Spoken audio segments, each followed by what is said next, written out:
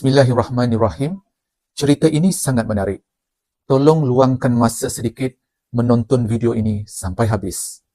Satu hari, Nabi Muhammad SAW pernah bersabda kepada Sayyidina Ali, "Wahai Ali, sebelum kamu tidur, lakukan 5 perkara ini. Yang pertama, sedekah 4,000 dinar, lalu tidurlah.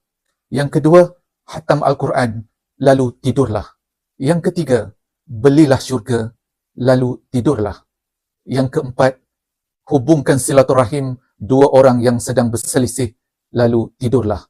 Yang kelima, tunaikan 1 kali haji, lalu tidurlah."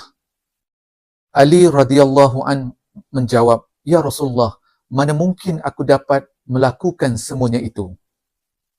Rasulullah SAW pun menjawab, "Lakukan 5 perkara ini sebelum kamu tidur." Yang pertama, membaca surah Al-Fatihah sebanyak 4 kali bersamaan dengan bersedekah 4,000 dinar. Yang kedua, membaca 3 kali surah Al-Ikhlas bersamaan dengan 1 kali khatam Al-Quran. Yang ketiga, selawat ke atas Nabi Muhammad SAW sebanyak 3 kali, sama nilainya dengan membeli syurga.